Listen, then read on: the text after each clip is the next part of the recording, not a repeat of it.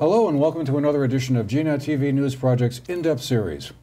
I'm Andrew McKeever, the news director here at GNAT TV's News Project. It's a pleasure to have you with us today.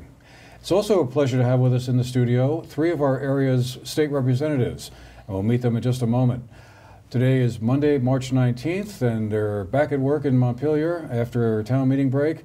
And so we'll be talking a little bit about what's been going on at the legislature since early January and what we have to look forward to in the second half of the session. With us today in the studio are, first of all, Brian Keefe, who is finishing up his first term as a state representative. Brian is part of a two-member district. It represents Manchester, Arlington, Sandgate, and most of Sunderland. And his seatmate there is Cynthia Browning, who has represented, well, first of all, Arlington, Sunderland, and Sandgate, and a bit of West Rupert, I think, for about 4 years since 2007. And then is also representing today Manchester, Arlington, Sandgate, and most of Sunderland, along with Brian. As I said, she's been in the state legislature since 2007. And last but hardly least, we have Linda Joy Sullivan, who is the representative from Dorset, Danby, Landgrove, Peru, and Mount Tabor. And she is also finishing up her first term as a state legislature. So welcome all. Thank you for making the time out of what I know are some very busy schedules to be with us today and talk to us about some of the issues you're working on up at the State House.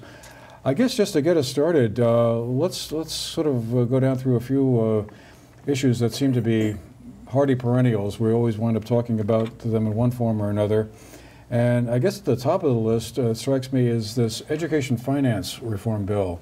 I think it's H911 in legislative jargon. That sounds like an interesting overhaul of what we are currently doing in terms of property taxes and financing education. Bit of an income tax thrown into the mix here. And I guess I'd like to invite, well, Cynthia, since you're the most senior of all of the three here, we'll let you go first here. Can you tell us a little bit about what's involved in this piece of legislation and its chances for passage? Sure. First of all, let me say that from my perspective, there are two ongoing problems with the way we finance education, or at least two. One is that we have a declining student body, and yet the costs keep rising faster than Vermonters' personal income rise. And that's mostly due to staff costs, because that's what most of your costs are in education. And the other is that the state has systematically hidden some of its own policy program costs in the ed fund, even for programs that are not actually education. And so that also drives up costs. So the education finance that I would like to see would address both of those problems, but what we see before us in H911 doesn't quite get there, but it makes some progress in that direction. So what does it do? It changes the way that local homestead property tax rates are set to make it so that if you spend more than the average amount, your own property tax rate goes up faster. So right now, if you spend more than a certain amount, as you spend more, you pay more on your local taxes. There's the base rate and then you pay more. This change would make it so that that would pinch sooner. So the idea is to hold districts that have high per pupil spending to really discourage them from keeping on doing that. I think that's worth looking at, worth doing, but it doesn't get at the problem of the total, because it's really the total that we care about in terms of paying taxes. So I supported that component, but it doesn't go far enough for me. I would have wanted a cap, but we don't have a cap on the rate of growth. The other issue is that you have these rising property taxes because of the rising costs, but you also have, the state using the ed fund for its own purposes. So what H911 does is it raises some money on the income tax and puts it in the ed fund. It's about $60 million, which means that homestead property tax rates will be lower than they would otherwise have been. So this is really important this year, because last year we kept rates fixed by using one-time money and surpluses. So if we do nothing this year, everybody's rates are going to go up by at least 6 cents. So you got to do something. What House Ways and Means did is they created this income tax surcharge. It's on the regular income tax, but it's on top of what you already pay, and it would transfer $60 million in to mitigate, to lower the property taxes. That's all right as far as it goes, but I would rather it was just on the regular income tax, not a special surcharge. And I would rather that it be tied to the recognition that the state has been abusing the ed fund by hiding the cost of current use, hiding the cost of the income sensitivity in that fund, even though they're not education. So I supported this bill in committee, and I admit that with trepidation because it is certainly a problematic piece of legislation, but I did support it because it did put income tax revenue in there, and it did have some gesture towards trying to hold districts accountable for rising costs. But it is a very ambitious piece of legislation, and being as how the legislature doesn't always match the time it takes to do things with the complexity and seriousness of the task, it was done pretty fast, and I think that shows. Does that help at all? So. Sure. I mean, as you say, it's a complex piece of legislation. I mean, I'm curious. In the past, the argument against having an income tax in the education finance component was that income taxes were too unpredictable. They go up, they go down, depending on how the economy is doing, whereas the property tax was a stable, predictable source of revenue. But it sounds like the effort here is to try and move away from just as much reliance as we've had in the past on the property tax.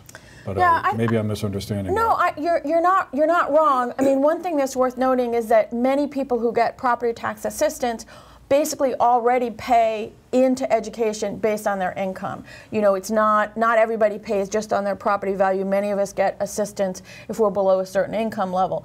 So some people have always felt we should go more towards the income tax and less on the property tax. So this is like an explicit step in that direction. And it is significant in that renters will now be paying that income tax surcharge, and also non-Vermonters. So it really is expanding the property tax base. I think that people recognize the volatility of the income taxes, but remember, it isn't just property taxes in the ed fund. There's also sales taxes and other general fund revenues that also go up and down. The key thing to remember is that the property tax will always be the last thing that adjusts. So if we have a recession and income tax revenue goes down from this surcharge, property taxes are what will have to go up. So that is absolutely correct, but they felt they wanted to do it anyway, just to add more revenue to the fund. Because if you add this revenue, you can lower the property tax rates. The problem is, are you just feeding the beast, and our property tax is just going to explode right back up? And that's where I don't think there's a sufficient cap, despite this change in how the property taxes are set. What do the other two of you think about this good bill, bad bill, kind of a so what, or what is your takeaway on it? Sure. I agree that it's been aggressively pushed through. I think you don't take such a serious situation and revamp it in a couple of weeks. I think you really need to analyze it and look at the impact. I have further concerns with the fact that if we shift to income, I'm concerned that a lot of people won't be able to pay their taxes. They won't pay their taxes, which will end up with sales of homes, possibly tax liens, and we'll lose more people here, as well as they're losing their assets. I'm also not as comfortable with the interpretation of the Brigham decision on the equality. I have a little thought on that it's not being interpreted as clearly as the appeal meant it to be. There was the law case that set up Act 60 back in 1997 or so. Right. So I think that while it's being interpreted that all towns spend the same per pupil, but still have the same tax rate, that's not exactly what the entire decision said. So I think it's more of a foundation piece that needs to be looked at better. Mm-hmm. So I have a lot, and I'm also concerned about the implementation date. I mean, all of our Act 46 mergers they've done their budgets and they're ready to go, and I'm highly concerned that there's going to be an implementation date that's far too early for something we really are not as comfortable with as people are trying to, more marketing of the bill than it is of where Cynthia was going and trying to fix it. Do you think this is indeed an urgent priority for the House leadership and the Senate leadership this year, Brian, that we've got to get that bill through by May or June or whenever adjournment arrives? It always seems to be an urgent priority. Every year since I can remember, I guess. But I share a lot of the concerns that both Linda and Cynthia have put out there on this bill. And it has come through very quickly, so it's hard to really tell exactly what it will do. There's not a lot of numbers out there that have been shared as far as I can tell. So I'm still looking at the bill. And meanwhile, it doesn't make things any easier to explain. It's still very difficult to explain how education funding works. Even the people that have been seeped in it in Montpelier for years, if not decades, it's very hard to explain. And one thing that's gotten lost this year is the whole issue of the statewide teachers contract. Now that's not necessarily the purview of the Ways and Means Committee, which is where the bill came from, but nonetheless, that issue has languished. We had a big showdown, if you will, last year on this issue. We ended up with a study committee. The study committee recommended that we do move to a statewide teachers contract. We don't need to get into the debate over it, but we have a statewide state employees. This is for the health care, just the health insurance part of it. Health insurance part. So the study committee said, yeah, you should do it. And guess what? You better do it this year because you're going to lose that ability again. Because right now the contracts are kind of queued up and synchronized. Yeah. So we're near the end of the session, well, mid to near the end. And we haven't addressed that issue. So I'm going to be joining with a couple other colleagues to introduce an amendment to have a statewide teachers contract and do it through negotiations, all above board. We're not going to try to prescribe what the outcome should be, but let's just do this at a statewide level and move it off the plates of all the districts so we don't have, I don't know, 300 different negotiations over health insurance policy. So that's an issue. It may be ruled non-germane to this funding decision, but we need to have that debate. We can't let this session go by without addressing that. Could I just respond to that? First of all, I think that it's also worth noting that the teacher's retirement contract is a statewide contract with the state. So it's not like they don't have something else that's why. I would expect they're going to oppose this, but I think it's important to note that, and I would probably support that. But I also do want to, what was it? The key thing about the H911, the only thing that has to happen this year is we have to set the property tax. And the, what would you say, the shrewd part of this bill is that by raising additional money, it lowers property taxes. And so if you don't want to do this, both non-resident and homestead property tax rates will go up by 6 cents. So this bill kind of puts you in a little bit of a box, because if you say, well, I don't like that, it's like, okay, then do you want to raise people's property taxes by 6 cents? Because that's what we'll be doing if we don't do anything else. So, so I think something has to be done. We have to set the property tax rate. Just, are they going to go up 6 cents because of the spendthrift way we did it last year, or are we going to bring in new money? And if we bring in new money, how do we keep property taxes from exploding? So I think that's the thing to keep your eye on, because even if this bill, as currently constituted, passes the House, and it hasn't yet, the Senate doesn't have to do those parts of the bill. All it has to do is set the property tax rate. Well, I was wondering, my understanding is Governor Scott is generally supportive of the idea of this bill. And correct me if I'm wrong, but his point has been also that we also have to look at the cost factor. What goes into like driving some of these rates in the first place, and maybe we just pivot onto that for a second and say, okay, as we all know, we have 20,000 or so fewer students in Vermont public schools than we did 20 or so years ago, and yet we're still spending the same amount of money, or comparable, or indexed to inflation, however you want to look at it. I mean, is there any initiative underway or any discussion at the State House about how, well, okay, how are we going to like shrink that pie? No, I mean, Brian's right. We should have been talking about the statewide teachers contract. I think we should have been talking about putting some kind of cap on the rate of growth of total ed spending, 2%, 2.5%. Governor Scott kind of did that this past year. He said, I don't want it to go up more than 2.5%, and the school districts kept it down. They did it. But I don't think we can rely on that, particularly if this 9/11 passes and you reduce rates, you don't want them to just surge back up again. So I would favor some kind of cap. You could prorate it so districts that don't spend a lot could increase by more, because maybe we want them to spend a little bit more if they're not doing justice to their kids. And district spending really high per pupil could have a lower cap, 1 to 3% or something. So I think a cap would be the way to go. I know it's simple, I know it's crude, but I think it could work.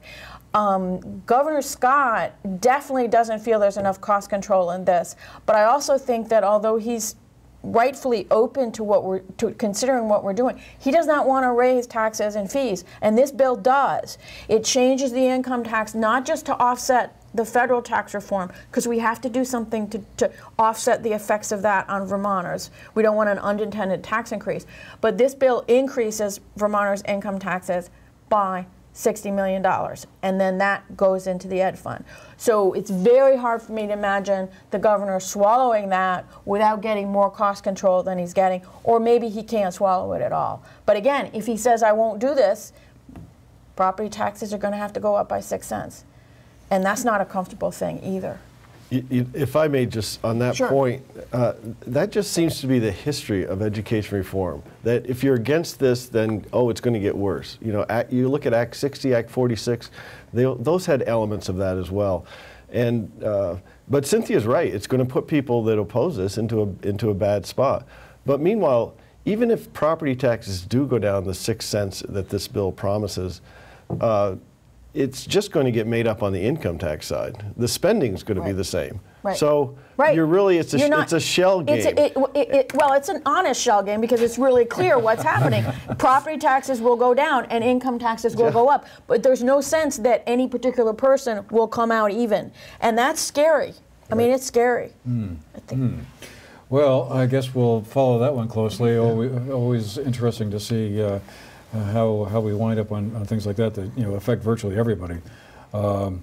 So another topic that seems to be kind of high on the radar of you folks up there in the legislature lately is bills dealing with gun safety and gun laws.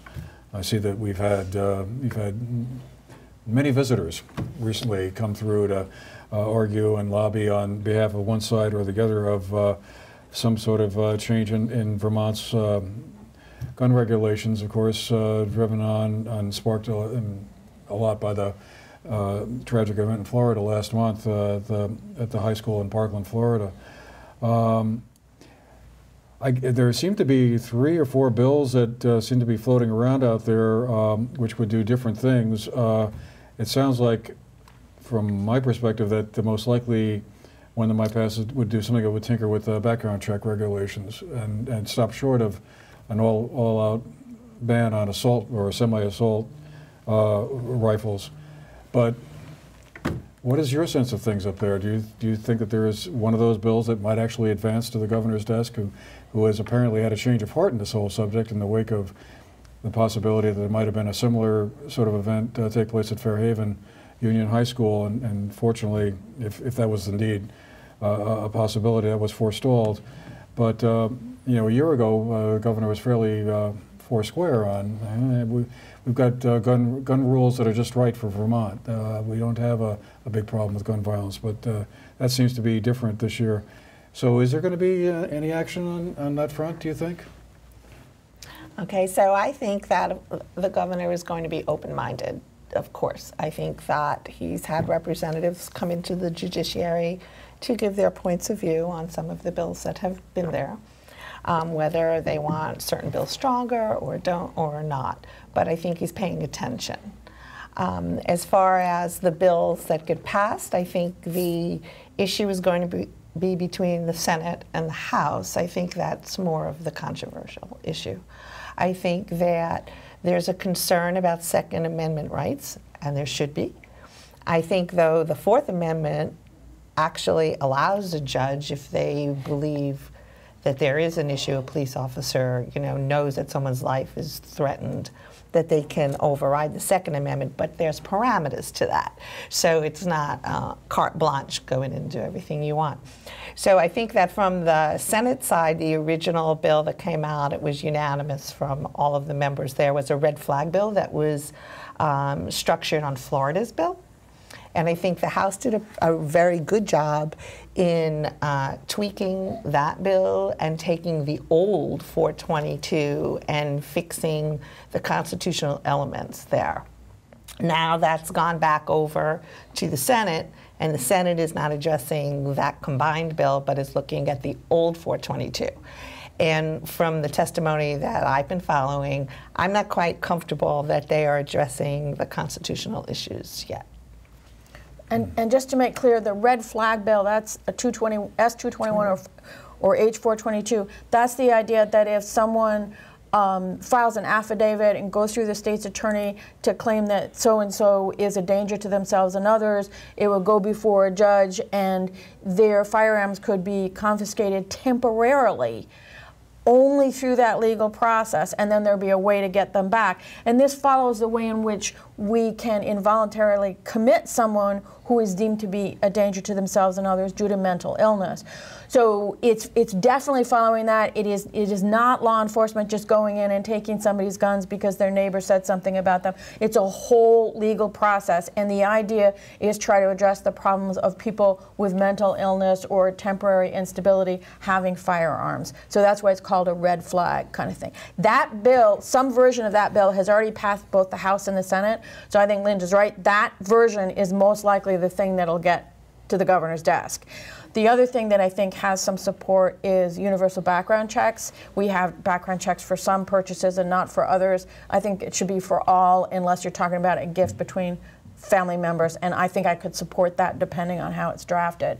But then there's a lot of other stuff floating around about assault weapons and age of purchase and all kinds of things. I don't see those as having as strong support, and I'm not so sure about some of those. And just to follow up, if you don't mind, on the background checks, I don't see anything unconstitutional on that alone, distinct from everything else. However, on the Lalonde Amendment that came out, it went so far reaching to the point where even the legal definitions of persons said you can't transfer, which is also a corporation. You can't transfer, you can't sell. So that has backed down and been scaled down. I haven't seen the new one yet. So to Cynthia's point, I agree. We need to watch very carefully what's thrown into these bills. We need to look at these details. So Representative Martin Lalonde, I believe, is representative from the Burlington area, South Burlington, up in Chittenden County, introduced an amendment that seemed fairly sweeping at first blush that would have included, I think, an outright ban on semi-assault rifles, but then he I'm not sure if backtracked is the right word or not, but kind of pulled back a little bit from and modified that. I guess that prompts a question in my mind about what have you been hearing from your constituents on this subject? I mean, this historically has been a hugely sensitive subject, and one not just here in Vermont but nationwide. And as I mentioned a moment ago, in Vermont we've had a historic gun culture where hunting and whatnot is kind of a big part of the traditional culture, and a sense that we haven't really had any mass shootings or tragic events, and the rules we have in play right now work pretty well. So why change them? But have your constituents offered you any feedback on this subject in the last couple of weeks? Yeah, I would say I'm hearing from both sides pretty aggressively, and I think that, as has been said, the House Judiciary Committee has been struggling with this issue, and they're finding that it's very hard to set these definitions of what is right or what is wrong based on how something looks, really, in some cases. And it's not just hunting. I mean, on the Vermont Constitution, which predates the U.S. Constitution, says that Vermonters have a right to protect themselves, have a right to a firearm to protect themselves. And so a lot of people take that very seriously, including myself. So I don't know what the votes will be on specifically. I don't think any of us know. That's just going to come out at some point. And we did, as Cynthia and Linda said, we passed a bill, there's a couple bills, that would give law enforcement greater authority to respond to perceived threats. And I think those are more important than whether or not, two guys that have been hunting together their whole lives, whether they might face a jail term because they swap hunting rifles. I mean, That's part of what this gets down to is trading and private sales between people who are friends and who really are no threat to themselves or anyone else. Right. So that's where it gets pretty testy, really. And I think one of the things that strikes me is that on both sides of the argument, people who want more gun control and people who want to assert their gun rights, is there's a lot of fear and there's a lot of anger. And fear and anger are not always good guides to good legislation, but you need to understand that. I mean, I've had people say, look, you know, I live in Sandgate. If somebody's trying to break into my house and I call the cops, I'm lucky if they get here in 45 minutes, so I need a gun to protect my family. And then you have other people who are just so grieved by what's happened at the different schools, and they're like, we have to prevent that from happening here no matter what we have to do. And they're just like, because they're so frightened. So I think we have this task of balancing the rights and responsibilities. You have a right to own a gun. What constitutes responsible gun ownership? You have a right to be safe in public, in your home, in your school. What are your responsibilities to achieve that? So we have to balance those things. But I think we need to really recognize that both sides have very, very legitimate concerns. And no one in the State House dismisses those concerns at all. But we have the job of trying to balance them through these pieces of legislation, and it's difficult. But I would also encourage everybody to continue to contact their representatives and senators if they're not our constituents, you know, their own, because we can only do our job if we hear from people. It makes us do our job better. Mm-hmm. Well, moving on then to a couple of other issues that I know are on your plates up there in the State House. Opioids is one we were hearing a lot about earlier. Is there a bill somewhat percolating in the State House to do something beyond what may be going on at the moment? Linda, I know this is an important subject for you. Is there any action we have to look forward to by adjournment? Well, I don't know if it'll happen by adjournment, but I know there are several bills, and there are several bills that have come through Human Services, not that one's better than the other, each has a different position. And I think that, and I do have faith in the Human Services Committee that they will flesh these out. I think that some people are looking at it from an economic driver. Some people are looking at it from there is no place to have people go if they are actually addicted. Who's at fault? And I think all of those elements are important. So I have a bill out there, of course, which does give a private cause of action, which I'm sure is highly misinterpreted to the general public. Okay, and what it really does, it says you can't do this, you can't do this, you can't do this, and if you do find that there was a direct cause to the initial prescription, then you can move forward with a lawsuit under these very specific parameters. This would be a lawsuit against a medical provider who prescribed an opioid that then led on to the initial prescription, okay, that actually was proven that, in fact, you know, here's a carte blanche prescription of, say, 60, 90 pills, come back and see me someday. So the parameters are very tight, and lawyers are not flippant. They're not going to be ambulance chasers on something like this. Their own licenses will be put out there. So that's a bill that I'm hoping will actually be given some thought, and it has a great deal of bipartisan sponsors on it. We have over 20 sponsors on it. Will it happen this round? I'm sure it won't, but not to anyone's fault. I think it's because we have all of these other issues out there. My hopes is that somebody will actually look at it because I think it's important. I don't think we can just deal with the hub and spoke out there, that model alone. I think we need to start bringing in some funds and put it appropriately to assist these people. Is there any sense that I think I've read, it may have been in VT Digger or somewhere else, that there was some interest in having like a place where addicts would go and get clean needles to shoot up with. I know. Oh, the needle exchange. Needle exchange program. I know a couple of cities are experimenting with that elsewhere in the country. Is that something that has been discussed at all as like a possibility? It's more than a needle exchange. It's a safe place to go and actually shoot up heroin, and that was floated as an idea, I believe, in Chittenden County, and I don't think that's going anywhere. You'd have a hard time convincing me that's a good idea.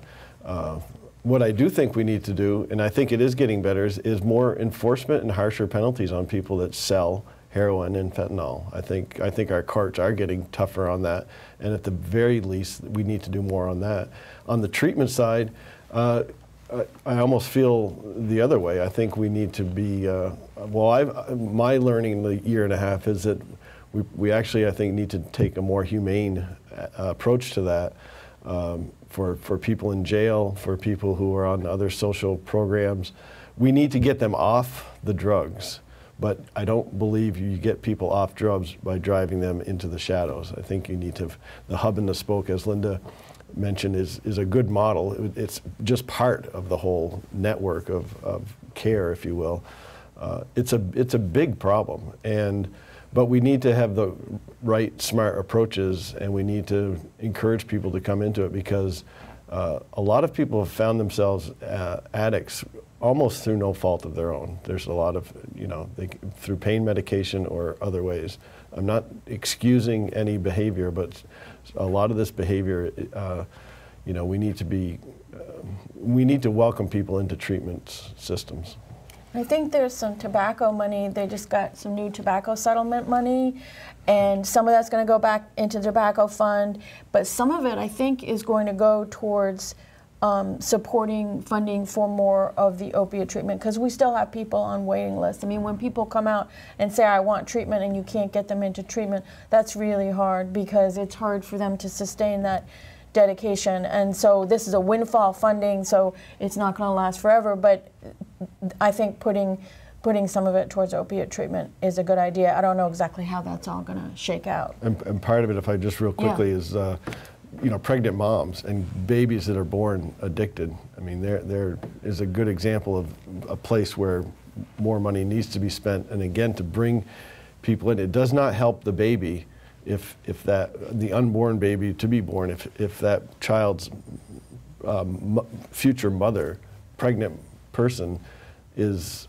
an addict and is in the shadows. That's a prime example of what I was talking about, of people we need to get into the system for the betterment of society, really. Yeah.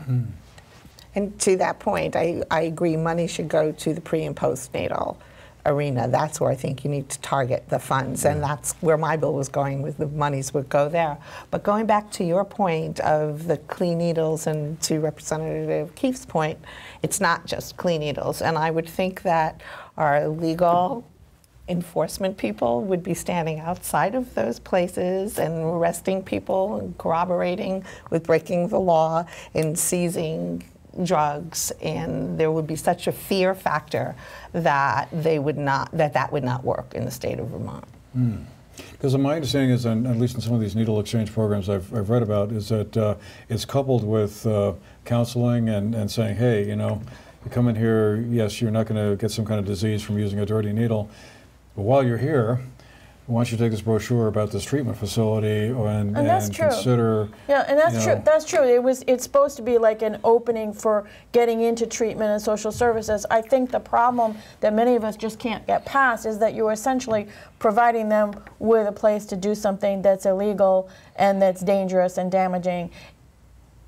We understand that it'd be better for them to be doing it there in case they overdose than out in the woods somewhere, but it's very hard to think about using state funds and state personnel to in any way sanction that kind of behavior. Better to come in and say, I need help getting off my addiction, than to come in and say, I need a place to shoot up, because, man, that's really, really hard to say, yeah, we'll do that, despite the fact that it could be designed to be helpful. I mean, I just don't think that's going to happen here. Okay. And also, just to follow up with that, they're not being held there, so they have the right to leave. That's right. So that breaks down the assistance part. Right. So, they come in and, it's not that they're going to say, okay, now's the point in time I realize I want the help. They're just coming to shoot up and leaving. That's right. You know, so the model, I have a problem with the model. Yeah. And I think I'm not the only one, you know, That's at why least it's not from the going law. forward. Yeah. Going forward. So if somebody's coming and they have the right to shoot up in a nice center and you're handing them a pamphlet and then they're leaving, where's your pamphlet going? So I have a problem with that. Well, a complex question. I'm sure we'll be talking about it some more down the road. But meanwhile, you know, one of the things that struck me that I'm not hearing a lot about this year, certainly compared to last year, is the budget gap that needs to be closed somehow or another. Last year around this time, I think folks were rightly worried about a $50 or $60 million gap between projected revenues and what was being discussed about going into the budget. This year it sounds like, correct me if I'm wrong again, that the outlook for the budget is fairly, you know, relaxed. Like we're going to be on target. Is that true? I think that's kind of true, and I think one thing to keep in mind is that last year was Governor Scott's first year, and he had not had full control. You know, he was only involved in the process after he was elected in November, so the previous administration had prepared a lot of stuff. This year, he's there from the get-go, and they told all the agencies, you have to keep it in under this and under this, and so the budget he presented was much more thoroughly his budget, for better or for worse. And the legislature and the administration have to agree on a consensus forecast for the revenue, so they can't play games with that. But I think there are some revenues that are coming a little higher. There's the tobacco revenue. So I think there's much more a sense of people being on the same page, even if they don't always like that page, they're kind of on that same page. But the thing to keep in mind, though, is that the place where the action is this year is the question of how do you account for the federal tax reform, because if we do nothing with our tax code, Vermonters will pay $30 million more in Vermont income tax than they would have otherwise because of the way the feds changed their law that feed through into Vermont. So that's $30 million, and the administration does not want people to pay that extra money. And that's because they can't deduct state taxes off of the federal? Yes, it's a whole bunch of stuff. A whole bunch of stuff changed. So there's several proposals about how to adjust for that, and of course the governor has one and the House has another, and the question, and that's really part of the whole education finance bill. It got wrapped up into that. So that's something to look at, because if we do nothing, Vermonters will pay $30 million more in taxes than they would have otherwise. And it will be people in that middle range who have kids and mortgages that have lost deductions. And that is not what we mean. So that may turn out to be more controversial than the question of how much we're spending for Medicaid or for the Department of Commerce. And so that's why 9/11 is the bill to watch. Right. Yeah. I mean, on that point, I'm glad that your committee, Cynthia, addressed that and decided to give that money back to, you know. And so did the governor. I mean, both of them did in different ways. Right. Yeah. And the question is it really going to go back to the same set of people who would lose? And there's still some room to go on that. But back to your original question, Andrew, I think there's at least three things going on as far as that balanced budget. The first thing is we have a new governor who came into office saying that he was going to balance the budget without raising taxes and fees. And that worked last year. Up until about a week ago or 2 weeks ago, it wasn't clear. Certainly the governor stayed on that message, but it wasn't clear that the legislature could follow through. And we have, led by the Appropriations Committee and Kitty Toll, a Democrat, and you know they have tripartisan leadership there, and they work really hard. And as Cynthia said, the governor's got a year under his belt, so his staff is working really hard to try to make these things work in a money-constrained environment. The other thing going on is the economy is better, which saves us on a lot of our social welfare programs. There's a lot of savings that are coming through that can be reapplied to other parts of the budget, and that's saving in the human services side quite a bit. And I'd say the third thing is, I think this administration, and again in the human services, that we see a lot of this in our committee, and the new Secretary of the Agency of Human Services, Al Gobey, they're really trying to find efficiencies and new ways to work, and so to save money through administrative efficiencies. And one example is there was a reach-up bill that I introduced on behalf of the administration that passed the House. I'll be testifying in the Senate later this week on that. And partly because of the savings in the program, and partly because administratively they had, for example, they had to report one way to the state and one way to the federal. So part of the bill was just to say, let's do it one way. And so we picked one way and said, we're going to do it this way. Little things like that, I think, are sprinkled throughout the administration, and I think people are wanting to work smarter. I think the new computer IT systems, some of this predated the current administration, some of these system improvements. So I think that's helping, and I hope it can help a lot more. Okay. Well, what's the sense of the outlook for the state's economy? I mean, that's again another talking point we revisit over and over again. But for a long time, it seemed like we were worried about the state economy not performing up to what we needed to perform, and that's still an ongoing question down here at this end of the state in southern Vermont. Where we're worrying about the demographic issue and are there enough trained people to take the jobs that are available? Is there any sense that the state ought to be doing something more on the economic development front than it may be doing? I mean, realizing that a lot of this is kind of up to the private sector and all that, but is there any discussion around that underway under the State House?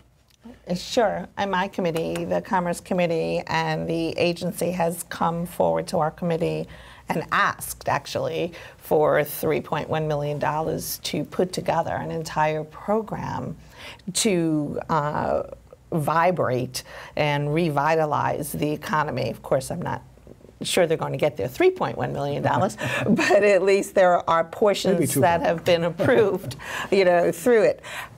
They do want to do an aggressive marketing. We're very aware that we're losing students. We are an aging population. And how do you bring people in? We also, through Representative Keefe's bill, which I'll be testifying on in the Senate committee tomorrow, from the IT Fest, the Film Fest that came here, the TV Fest and the Film Fest, we revamped the bill with his assistance through Commerce, where we now have a Career Pathways Coordinator, turning it into a workforce development bill, charging the Agency of Commerce and the Department of Labor and the Agency of Education to work with fine students and their interests in the film industry, videography, photography, and the careers they want to pursue, and then go to the film and TV industry and work with them to bring their industry to Vermont and use the scenery here, rather than go outside of the state and pretend it's Vermont that they're shooting in. So I wouldn't do that. And that bill passed the House unanimously, and it passed out of my committee unanimously, and sure, it's going to pass out of the Senate. But it's a phenomenal bill. It has no money attached to it. And rather than where you were going, we don't have enough people to fit the jobs. It also, we want the students to want the jobs so that they will stay. And that will bring in housing, and it will assist there. And if your student's going to be interested in living in Vermont, your parents are going to be happy, and then you can, encourage a new industry. And the governor's administration also has been bringing in the aeronautics industry. They brought a manufacturer that they've contracted with from out of Canada, who's now in Vermont, and we worked on a bill out of our committee on state airport restructuring. So I think it's starting, and my hope is that we can get a better educational pool, maybe tap into some of the outside border schools to assist maybe Castleton to get back on their feet. Mm-hmm. I think the thing to keep in mind is that when you look at Vermont's figures, it'll show a low unemployment rate, and it looks like Vermont's doing really well. But that's really a distortion, because there are parts of Chittenden County and the Upper Valley that have low unemployment rates, Rutland, the Northeast Kingdom, the Bennington County region have higher unemployment rates. So I think that's where the attention really needs to go, with an example of what the bill that Linda Joy was just talking about. But I think we have these ongoing problems about the telecommunications and the high-speed internet service that have not been resolved. And the difficulty is, even when there's an extension and improvement of service in the rural areas, what's happening is that people's needs for this just grow faster than your ability to increase capacity. And so people are now trying to run businesses from home, being able to download and upload everything in the world, you know, streaming videos, whatever. And we can't keep up. We can't keep up. So there are pockets where that is still really a problem. And I think it's huge. I think transportation infrastructure, water and wastewater infrastructure, and the telecommunications infrastructure, until all parts of Vermont, including the small towns and the villages, have those services, they're not going to be able to develop properly, and they're going to pull down the rest of Vermont.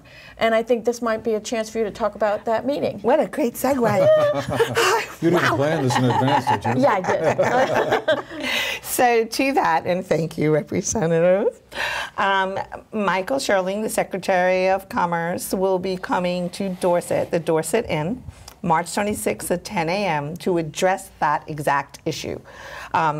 How are we going to deal with the broadband and deal with working virtually, and how are we going to develop businesses and not have to leave our homes? And all of us will be there, and we invite everybody to come. It's going to be at the Dorset Inn at 10 a.m. on March 26th, and it's sponsored by Steve Bryan of the Dorset Inn, and I really think it's important for people to be there and listen. People from Sandgate, everywhere that's got problems. Right. If I could, on the economic, how is our economy? As Cynthia was alluding to, it's fragile, and the best thing we can do in Montpelier is to not upset things, and part of that goes back to balanced budgets that don't raise taxes. But the other part, is what Linda Joy is talking about in their Commerce Committee. They've been working quite hard on a number of things that she's already mentioned, and to me it seems there's kind of a change in attitude or perspective where they're looking for bottom-up things, like on the aeronautics. There's already an aeronautic industry in Vermont, and let's work with you guys. What do you people need to do better? The state airports. You passed a bill about state airports that, again, go to around the state. There's all these small, including Bennington, small state airports. How can we help you be more successful and be a bigger part of your economy? And the independent television and film bill that passed out, again, that's very much a bottom-up that came out of our area here, but also some folks over in Windham County who have they want to get the Archer Mayer series up and filmed and produced as a TV series in Vermont. So they'd already been in conversations with Vermont Technical College to do some career development along the lines of what Linda just mentioned. And I'll just say one more thing that I think also reflects the bottom up is a bill that passed. Laura Sibilia, who's a representative from Dover, had an amendment that boosted the small grants for infrastructure expansion, that rather than Montpelier deciding, okay, we're going to give you, Company Z, $10 million to do whatever, and then half of it doesn't get done. This is more small grants that are at the local level, where if there's a specific area that that wants service, you can go into and apply for some money to get that done through partnerships. And it could be municipalities, it could be private enterprise, but bottom up rather than top down. I think I'm feeling a turnaround of some sorts. The ship turns slowly. Well, one of the things, just to kind of go back for a second to the point about telecommunications there, I mean, in the past, my understanding has been that a lot of private companies have said, you know, it's all well and good to talk about wiring everybody to the last mile and out into the woods and rural areas and all that, but it's extremely expensive, and the revenue that they get back from that just doesn't justify the cost. So if you're looking at it from a business perspective, it's like, hey, you know, wiring Burlington, Rutland, Bennington, Brattleboro, towns like that, yeah, that's great. But when we want to talk about someplace out, you know, in the Northeast Kingdom, you know, we're never going to get our money back out of that investment. So is there any sense that this now falls on the state? No, to there's make up the actually difference? First of all, federal and state money has been available as loans or grants to subsidize that extension, and that's part of how a lot of the extensions to the low density areas have happened. Because you're right, it's not profitable to invest all that in infrastructure and have six customers.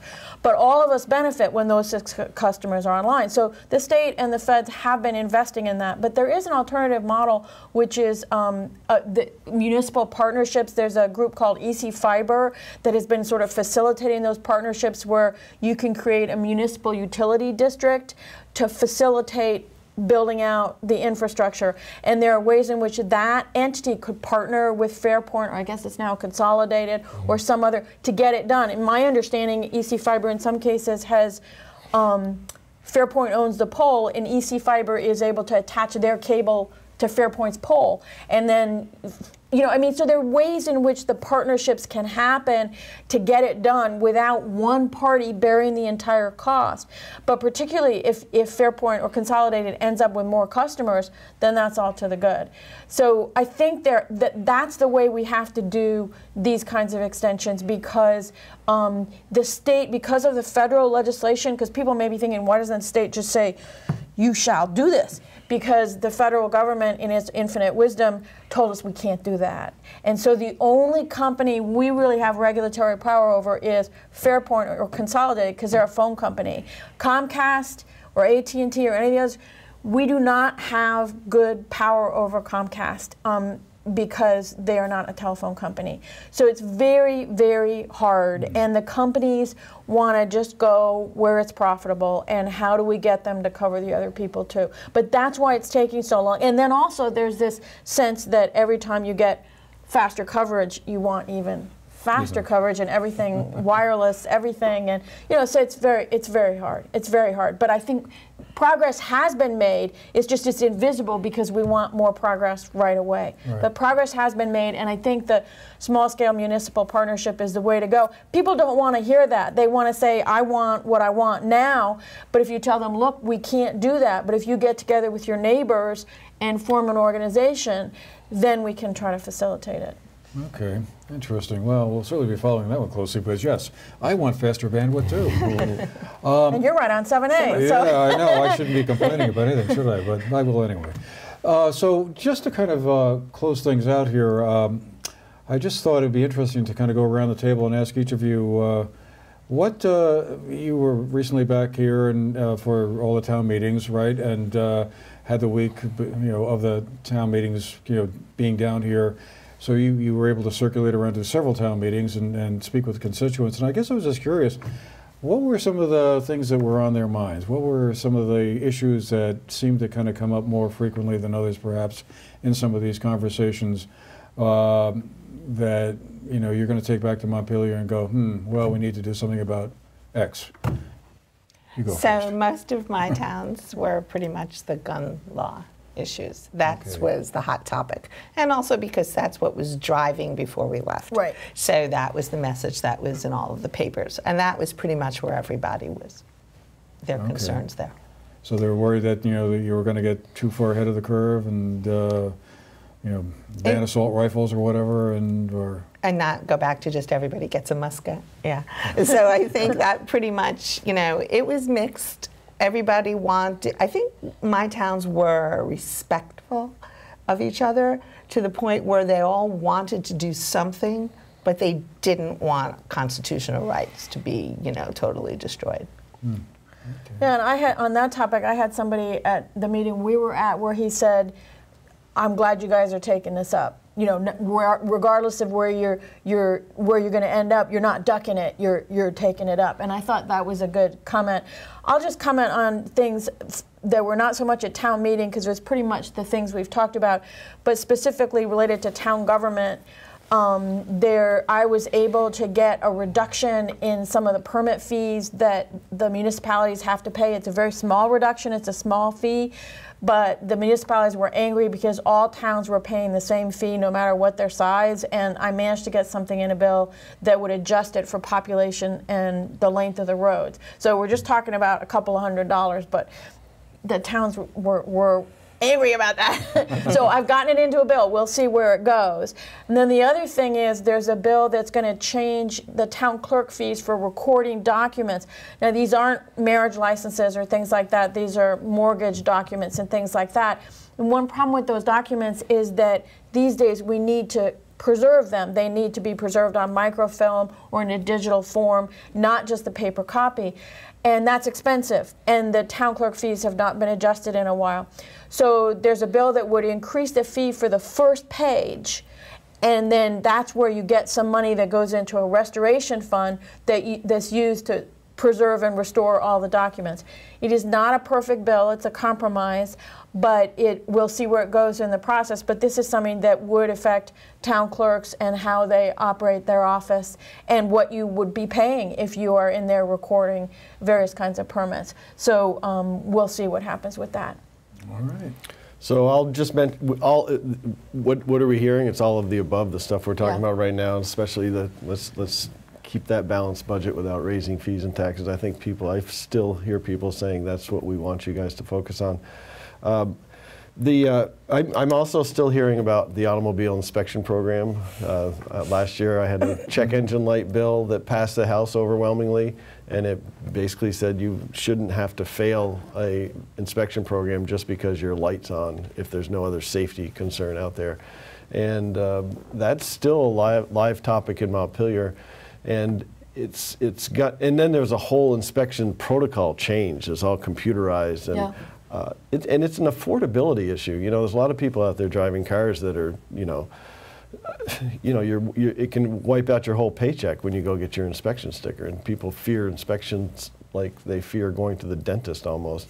So the Scott administration recently announced that they're working on new rules that would pull back a little bit when it's something not related to safety. We want safe cars on the roads, there's no doubt about it.